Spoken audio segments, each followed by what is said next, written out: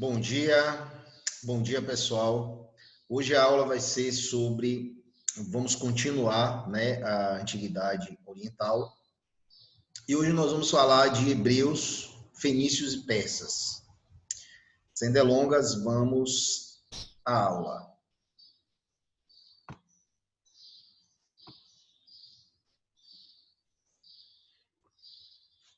Então, pessoal, o nosso assunto atual é a Antiguidade Oriental, né?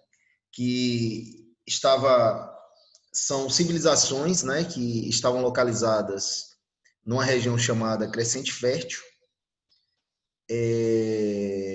que abrange a região do norte da África e Oriente Médio. Nós já falamos sobre os egípcios, né, sobre a civilização egípcia, já falamos sobre a Mesopotâmia, e hoje nós vamos falar sobre hebreus, fenícios e persas. Então vamos lá. Os hebreus. Os hebreus, pessoal, é um povo, né, que é, na realidade, originário da Mesopotâmia, né? Hebreus, um povo diferente, originários da cidade de Ur, né, Ur dos caldeus, né? Primeiro momento, seminômades, organizados em clãs, foram conduzidos pelo patriarca Abraão à Palestina, que eles chamavam de Terra Prometida.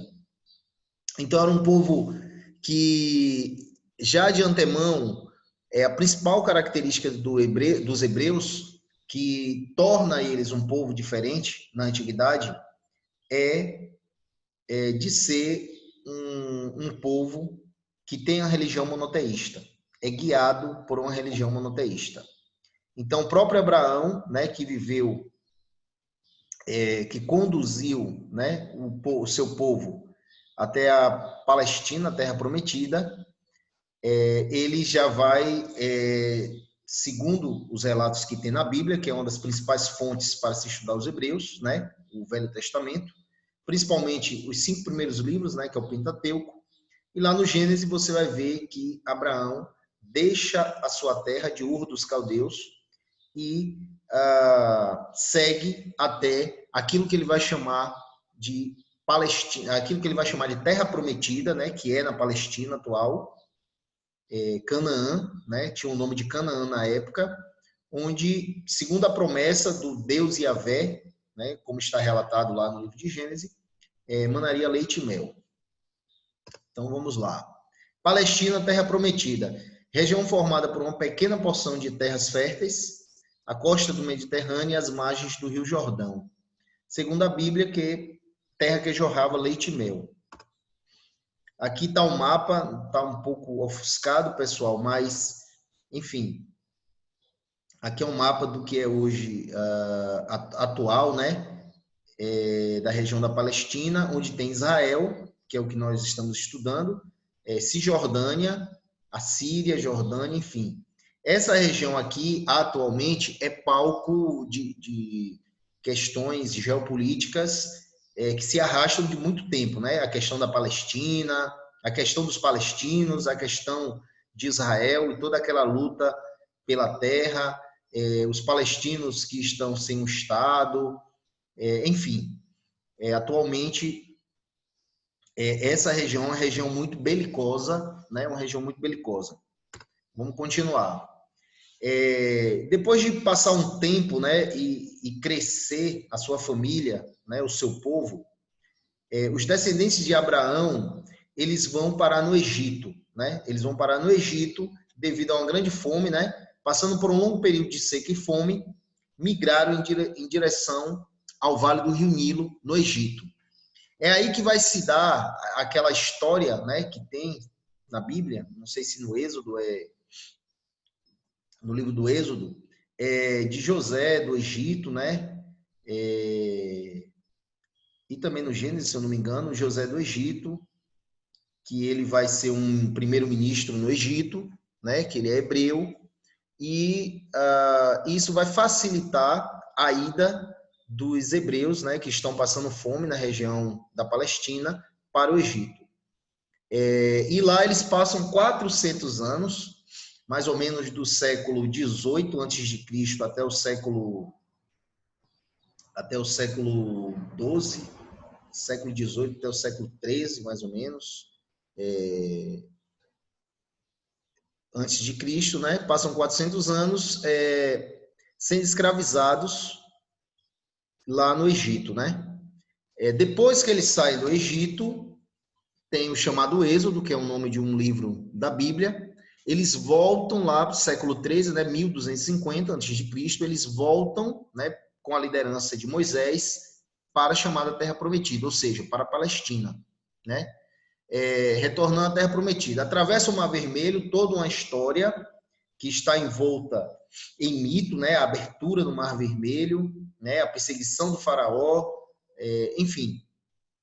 E nesse trajeto, depois que atravessa o Mar Vermelho e vai para a Península do Sinai, né? Para o deserto, etc., tem toda aquela história das tábuas da lei, os 10 mandamentos, e aí começa a sistematização desse monoteísmo, né? Dessa crença em um só Deus.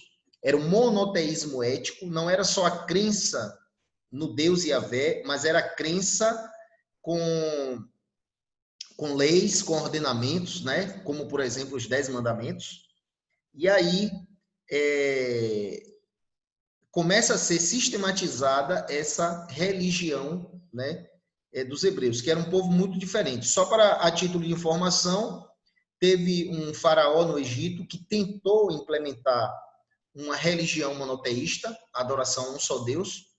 Foi uma figura um faraó chamado Amenófis IV, né? Que mudou seu nome para Akhenaton, porque ele queria adorar o deus Aton, né? Mas o que aconteceu, pessoal? Durou pouco, né?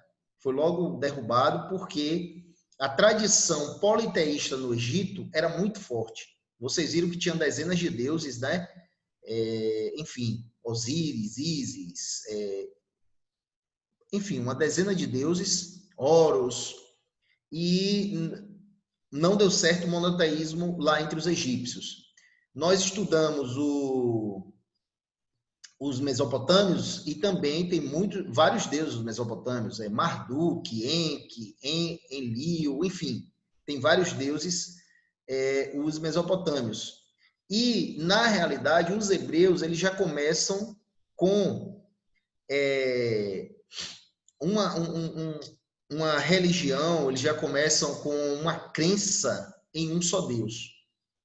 Então, assim, essa Moisés ali no deserto, lá pelo século 13 a.C., ele vai fazer um pacto com esse Deus único, que eles adoram e seguem, né? Então, promoveu a aliança Deus e Hebreus, unificação política e religiosa da civilização. Aí tem um mapa da travessia, né? Sai do Egito, né? Seguindo essa seta, tem todo o mapa. Dizem que eles ficaram 40 anos no deserto, né?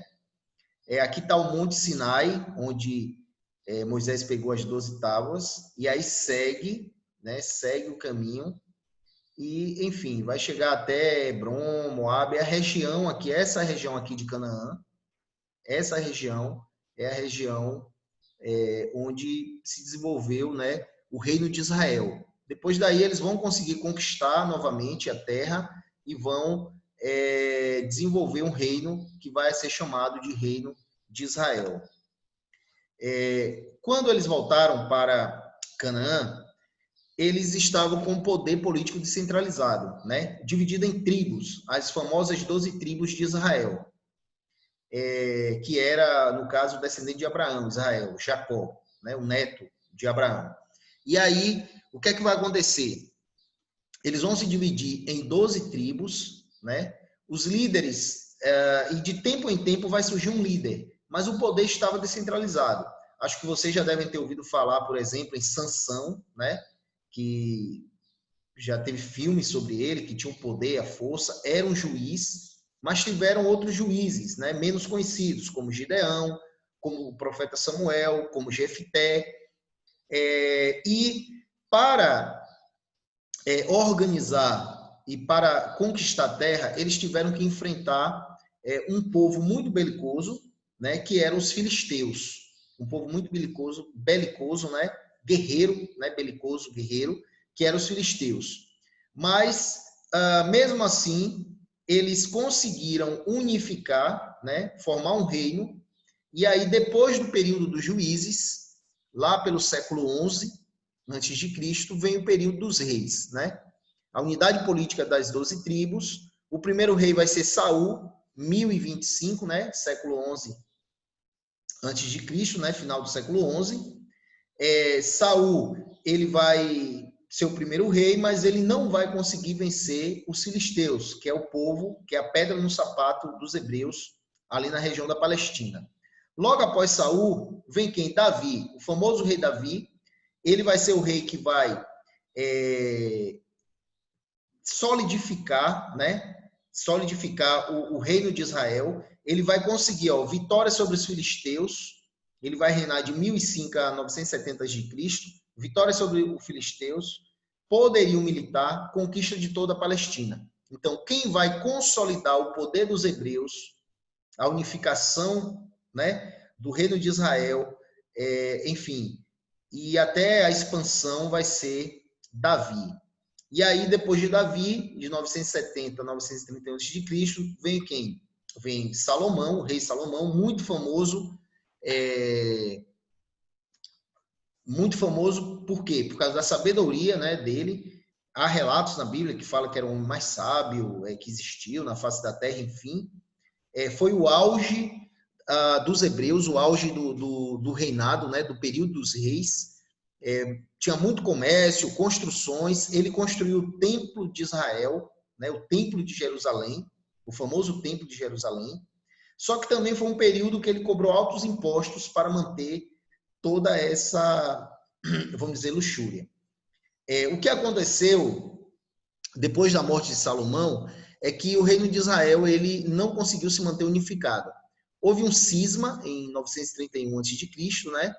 Houve um cisma e o reino de Israel se dividiu em dois reinos, né? Se dividiu em reino de Judá e o reino de Israel. 10 tribos ao norte, lideradas por Jeroboão, se tornou o reino de Israel. E as duas tribos ao sul, né, governadas por Roboão, se tornou o reino de Judá. E isso fez com que, pessoal, a partir do século X, quando as tribos de Israel, a partir do cisma, se dividem, o que é que vai acontecer?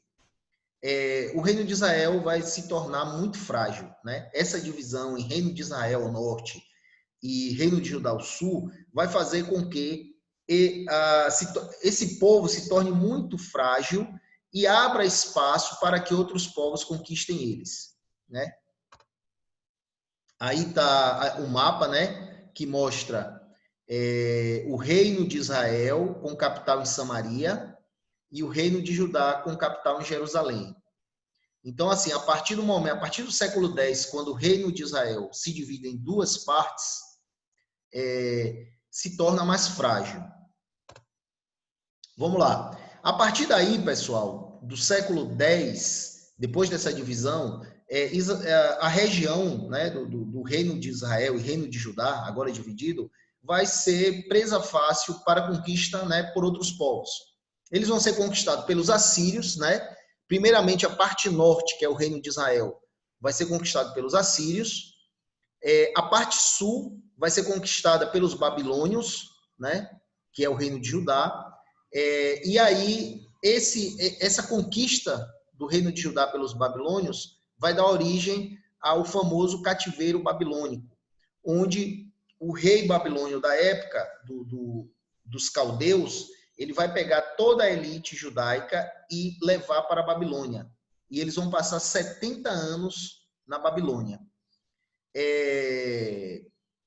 Depois dessa conquista dos povos mesopotâmicos, né, que conquistaram Israel e Judá, nós vamos ver a conquista pelo Império Persa, né? Outro império que nós vamos estudar, os persas, no século VI, né? Ciro, que vai ser um rei persa, um imperador persa. Ele vai libertar os judeus do cativeiro babilônico. Como Ciro ele está conquistando toda a região da Palestina e toda a região do Oriente Médio, os judeus estão na Babilônia, né? 70 anos. E aí Ciro vai libertar eles e mandar de volta, né? E perguntar se eles queriam ir de volta. Claro, eles retornaram à Palestina. E por que Ciro fez isso? Porque a forma dos persas governarem era da seguinte forma: eles davam toda a liberdade para os povos conquistados continuarem com sua política, com seus costumes, com sua organização social, contanto que esses povos pagassem impostos. Era o grande segredo do Império Persa, era esse. Depois disso, pessoal, o que é que acontece? Eles foram conquistados pelo Império de Alexandre, se não me engano, e depois pelos romanos, né? Na época de Cristo, por exemplo, os judeus estavam sob o poder dos romanos.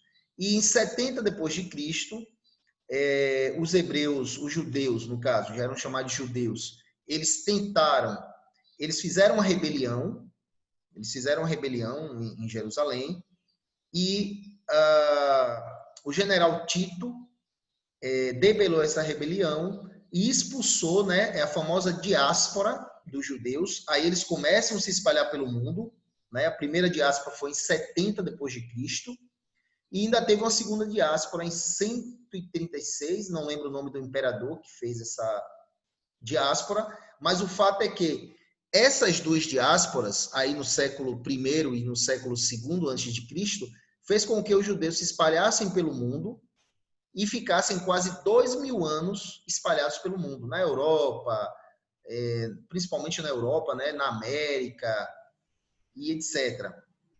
Eles só vieram ter de volta o território de Israel quase 2.000 anos depois. Em 1947, a ONU cria o Estado Judeu da Palestina, e em 1948, já no século passado, século XX, o século que eu nasci, imagine, lá do século primeiro e segundo depois de Cristo, eles foram expulsos, né? A diáspora quer dizer dispersão. Eles foram expulsos da sua terra e eles ficaram vagando pelo mundo, né? Aí, por isso que existe o termo judeu errante, ficaram errantes pelo mundo quase 2.000 anos, né? E só depois da Segunda Guerra, e por que só depois da Segunda Guerra, pessoal, foi criado o Estado de Israel? Porque na Segunda Guerra, Adolf Hitler, que era o governante alemão, o ditador alemão, né, Adolf Hitler, né, que governava a Alemanha, ele matou 6 milhões de judeus, né, com o famoso Holocausto, e isso criou no mundo uma comoção mundial. E aí esse órgão que surgiu logo depois da Segunda Guerra, que é a ONU, Organização das Nações Unidas, fez por bem criar um Estado para esse povo que vivia espalhado pelo mundo, e eles voltaram a partir daí. Então, em linhas gerais, eu já falei aqui um pouco da história dos hebreus a longo prazo, desde o seu nascimento lá no século, sei lá, no século XVIII, né? No século XIX, XVIII, antes de Cristo, né? Com Abraão, e toda a história passando pelo cativeiro no Egito, pelo Êxodo, pelo período dos juízes, pelo período dos reis, né? Até chegar à dominação por outros povos, como os assírios, os caldeus, os romanos, a dispersão, a diáspora, e todo esse tempo que os hebreus viveram pelo mundo, né? E espalhados pelo mundo, e só depois da Segunda Guerra foi recriado o Estado de Israel, e os judeus que estavam espalhados pelo mundo voltaram para lá, né? É uma história bem diferente, bem interessante, como é que esse povo aguentou séculos e séculos espalhados pelo mundo e manteve a sua cultura. E qual a base da cultura do povo hebreu, pessoal? É o seu maior legado, que é o quê? O monoteísmo, né? O maior legado deles é o monoteísmo. E por que é o maior legado, pessoal? E foi esse monoteísmo que fez com que os judeus espalhados pelo mundo durante vários séculos, eles se mantivessem a sua cultura.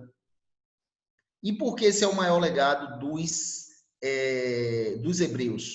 Porque influenciou, né, as maiores religiões do mundo, como o cristianismo. A religião dos hebreus era o judaísmo, né, que começa a ser sistematizada de verdade a partir do século 6 antes de Cristo, mais ou menos, e influenciou as duas maiores religiões do mundo hoje, que é o cristianismo, né, a Igreja Católica, a Igreja Protestante, Igreja Ortodoxa, Igreja Maronita, tudo isso é cristianismo no mundo, e o islamismo, que é uma religião que cresce muito. Então, o maior legado dos hebreus para a humanidade, com certeza, é o monoteísmo, a adoração a um só Deus. Ok. Vamos... Aqui tem o legado da Bíblia, né, que é o livro mais publicado do mundo. Até outro dia, eu creio que ainda é o livro mais publicado do mundo. Desde a sua primeira publicação lá no século XV, se eu não me engano, século XV ou XVI, até hoje, né? E é na Bíblia, principalmente no Antigo Testamento, que tem os fundamentos, né, seja jurídicos, as narrativas históricas, os poemas, os mitos dos hebreus, né, dos judeus. Então, vamos lá. Acabando aqui, outro povo, né, que nós estamos estudando, que nós vamos estudar agora, ali da região do Crescente Fértil, né, Antiguidade Oriental, são os fenícios. A Fenícia corresponde ao atual Líbano, que é um país que está ali do lado de Israel, né, do lado de Israel atual. Corresponde ao atual estado do Líbano e parte da Síria, né, Síria e Líbano. Estreita faixa de terra entre o Mediterrâneo e as montanhas do Líbano. Então, o que é que acontece? A Fenícia era uma região estreita, de um lado tinha o mar Mediterrâneo e de outro tinha montanha. Isso quer dizer que os fenícios tinham o quê? Poucas terras férteis. Mas aí eles se adaptaram ao meio. O que foi que aconteceu? Eles usaram os recursos que tinham ao seu redor. Dedicaram-se inicialmente à pesca, né, devido a ser banhado pelo mar Mediterrâneo, à agricultura, apesar de ter poucas terras férteis, e à extração de madeira. Que madeira tinha lá no Líbano, pessoal? A madeira que tinha no Líbano era o cedro, o famoso cedro do Líbano, né? E desse cedro, era uma madeira que eles exportavam. Por falar nisso, nessa época, com certeza, o Líbano, no Líbano, né, na Fenícia, né, o cedro, né, o famoso cedro do Líbano, ele já estava passando por um processo de degradação, de extinção, né, porque ele era uma madeira assim, muito requisitada. Por exemplo, o rei Salomão dos hebreus, ele comprava aos fenícios o cedro, né, o famoso cedro do Líbano. Há citações na Bíblia sobre essa questão do cedro do Líbano. Desenvolveram uma intensa atividade comercial no Mediterrâneo e se transformaram nos melhores navegadores da antiguidade. O que foi que impulsionou, que impôs a eles essa adaptação, pessoal? A falta de terras férteis. Eles tinham de um lado do seu território o mar, do outro as montanhas. Se dedicaram à agricultura, o que tinha de terra fértil, se dedicaram ao mar, à pesca, à extração de madeira, e dessa madeira fizeram o quê? Navios. E navegaram pelo mar Mediterrâneo todo, e há indícios que eles navegaram também pelo Oceano Atlântico, o que não é fácil, porque é mar aberto, e tem teorias que dizem até que chegou ao Brasil. Do ponto de vista político, os fenícios eles não tinham poder centralizado, eles estavam divididos em cidades-estados, né? E essas navegações que eles fizeram pelo mar Mediterrâneo, eles conseguiram fundar colônias.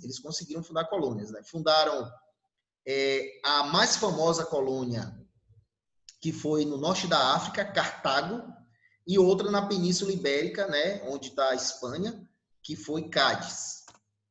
Então, aí tem um mapa, pessoal. Vocês estão vendo que a Fenícia é essa região aqui, ó. Não sei se está dando para ver a seta. As cidades de Ugarit, Biblos, Sidon, Tiro, as principais cidades. cada momento, uma cidade dessa, ela tinha proeminência na região, né? Mas a Fenícia, ela não tinha, melhor dizendo, um poder centralizado. O poder era descentralizado. Em cada momento, uma cidade dessa dominou a região, mas cada cidade dessa, ela tinha o seu governo próprio. E aí vocês estão vendo as setas aqui, que eles navegaram o norte da África, Ásia Menor, a região da Grécia, né, da Península Balcânica, Itália, e saíram do Mar Mediterrâneo e foram até o Mar do Norte. Tudo isso, pessoal, navegando e fazendo o quê? Comércio. Eles eram navegadores e comerciantes. Uma característica importante dos fenícios é que eles eram navegadores e comerciantes. Então, eles produziam alguns artesanatos, né? Por exemplo, o vidro foi aperfeiçoado pelos fenícios. Quem inventou o vidro foram os egípcios, mas quem aperfeiçoou, se eu não me engano, quem começou a fazer o vidro transparente, por exemplo, foram os fenícios. Eles faziam objetos de metais, eles tinham tecidos tingidos, porque era mais caro, né? O tecido, por exemplo, o tecido vermelho, né? Eles pintavam o tecido com um pigmento que tinha numa concha do mar. Então, eles pintavam murex, eles pintavam tecido. Esse tecido tinha um valor mais caro.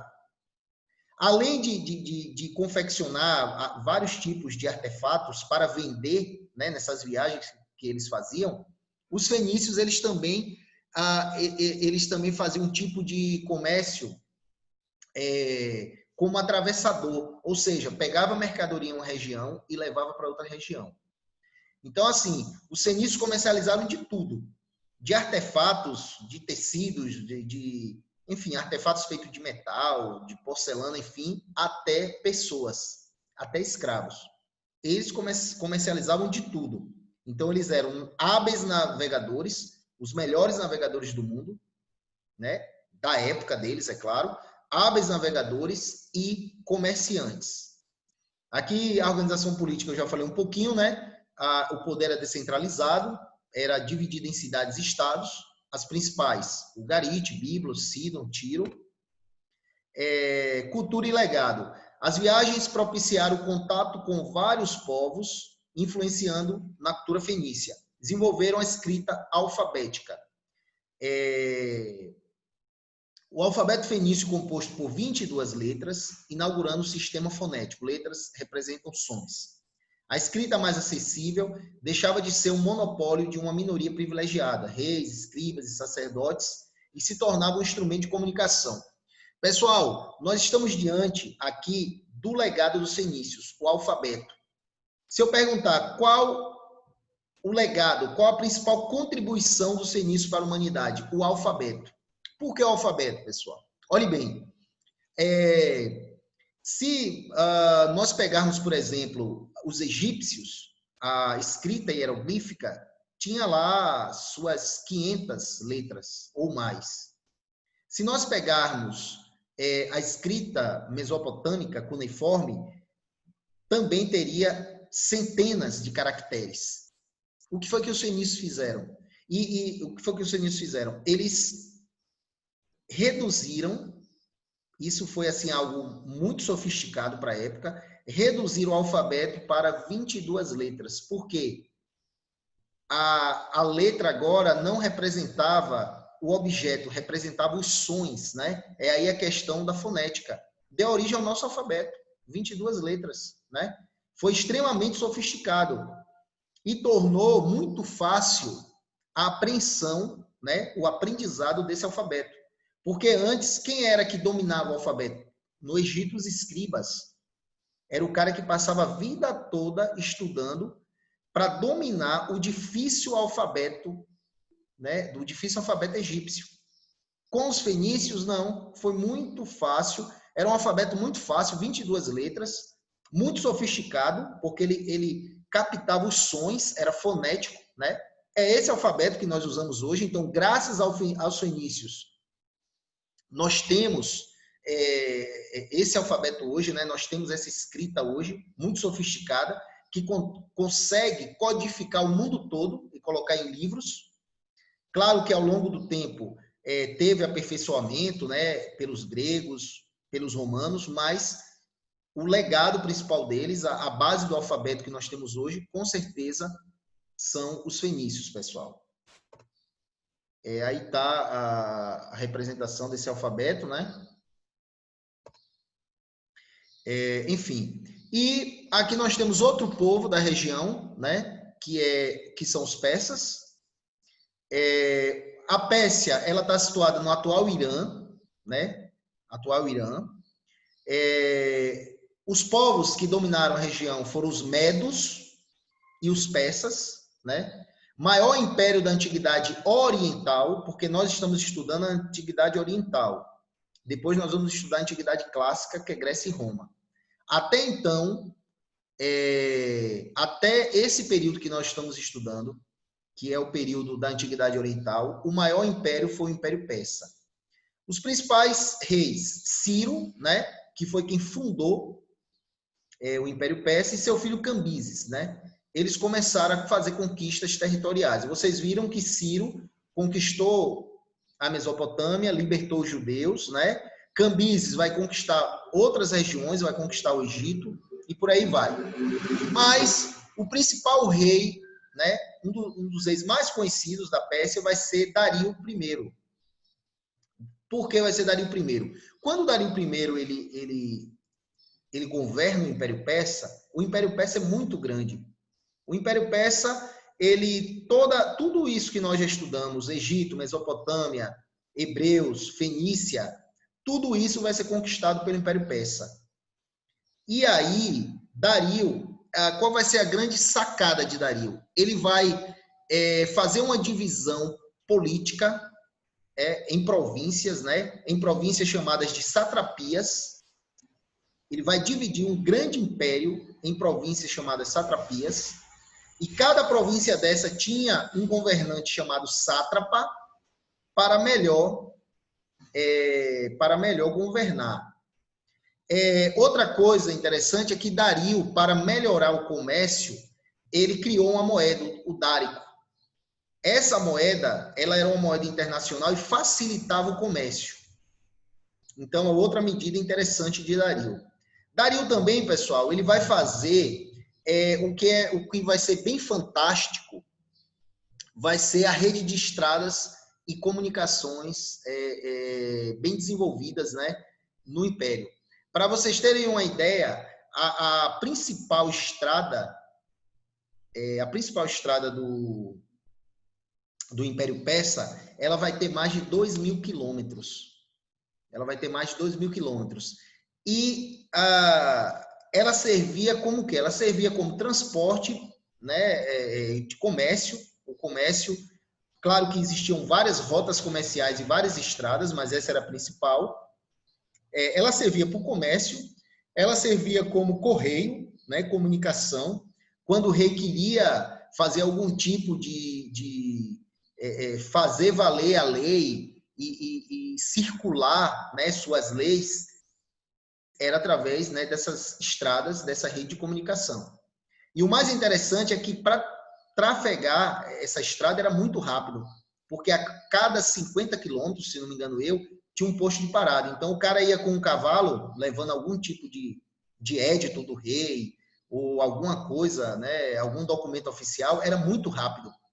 Porque sempre ia ter uma parada a cada, se não me engano, 50 quilômetros, e com lugar para cocheira para cavalo, lugar para dormir, e ali o documento era entregue a outro cavaleiro, já descansado, com um cavalo descansado, e seguia caminho. E isso não parava. Então, 2.000 quilômetros, eles trafegavam muito rápido. Então, assim, todo esse sistema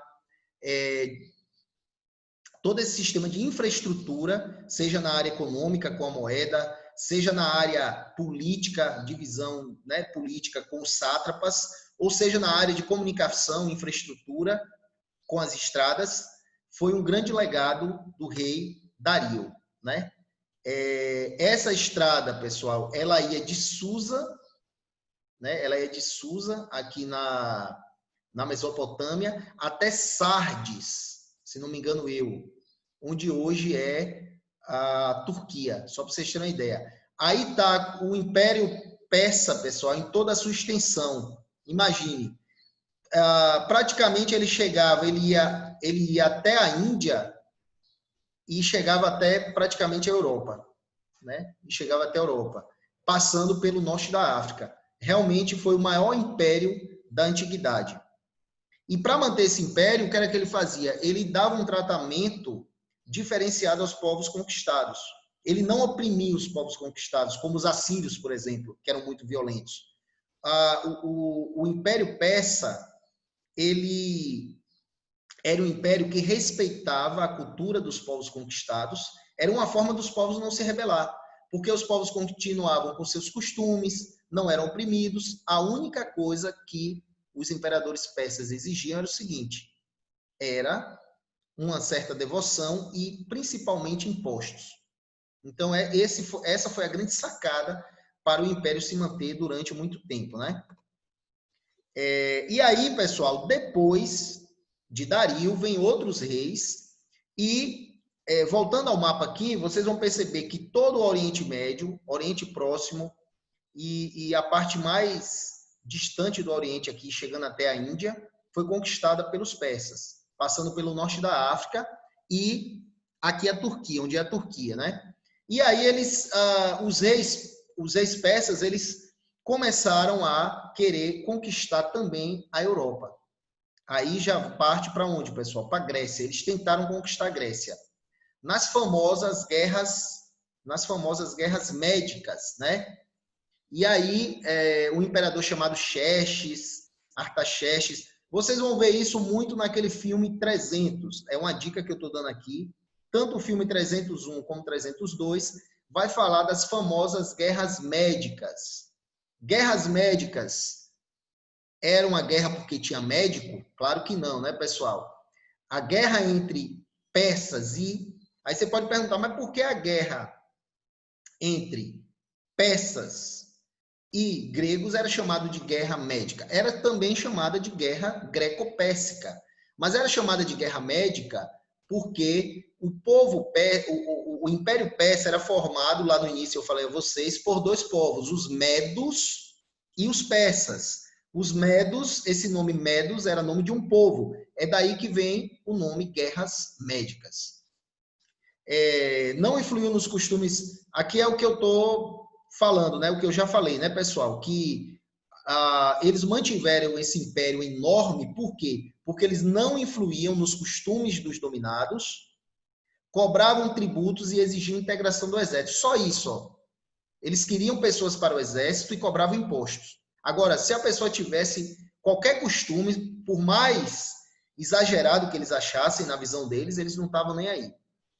A economia era basicamente agrícola, tinha servidão coletiva e a religião era o zoroastrismo. Das religiões que nós estamos vendo aqui, pessoal, tanto dos hebreus, tirando os hebreus que eram monoteístas, mas as religiões que nós estamos vendo aqui, dos egípcios, mesopotâmios, dos fenícios, que eu não falei da religião dos fenícios, pessoal. A religião dos fenícios era uma religião que não tinha templo, só abrindo parênteses aqui, era uma religião que eles adoravam os deuses nos altos. Um dos principais deuses, eu acho que, não sei se vocês já ouviram falar, é muito citado na Bíblia, é Baal. E Baal, outro deus fenício, é Moloque. E esses deuses, uma característica desses deuses fenícios é o quê, pessoal? Eles exigiam sacrifícios humanos, né? Exigiam sacrifícios humanos. Então, assim, como eu estava dizendo, então, tanto deuses fenícios, deuses egípcios, deuses mesopotâmicos, não tinha aquela noção de bem e mal. O bem e o mal vinha de qualquer deus, de todos os deuses, né? Podia vir de um deus o bem e o mal. Essa noção de Deus do bem, Deus do mal, etc., vem muito com a religião persa, o zoroastrismo ou madeísmo, né? Tinha Hormuz Mazda, deus do bem, e Arimã, deus do mal. Dizem até que a religião dos persas, o zoroastrismo, ela influenciou a religião dos hebreus, o judaísmo e depois o cristianismo, nessa noção de bem e mal, né? Então foi a grande assim contribuição, talvez do ponto de vista religioso, foi esse dos persas, né? A expansão máxima aqui, pessoal, do Império Persa. Vocês estão vendo a Estrada Real, que tinha 2.200 quilômetros. Ela ia de Susa até Sardes. Realmente era uma estrada muito grande, mas eles percorriam muito rápido por causa do sistema que eu falei, né, pessoal? Onde a cada 50 quilômetros, se não me engano, tinha um cavalo, né, e um cavaleiro, enfim, para pegar o documento, a circular do rei e levar até outro, enfim. A cada ponto de parada tinha uma parada de descanso para o cavaleiro e para o cavalo e já tinha outro cavaleiro para continuar o caminho. Por isso que eles conseguiam trafegar essa estrada num tempo muito hábil, isso nós falando com os recursos da época, né? Enfim, pessoal, a aula de hoje, nós falamos sobre esses três povos, fenícios, hebreus e persas. Aqui a gente termina isso e próxima aula, nós vamos falar da antiguidade clássica, começar a antiguidade clássica, né? Começa com os gregos. Ok? Um abraço, bom estudo, carpe diem, né? Aproveite o dia.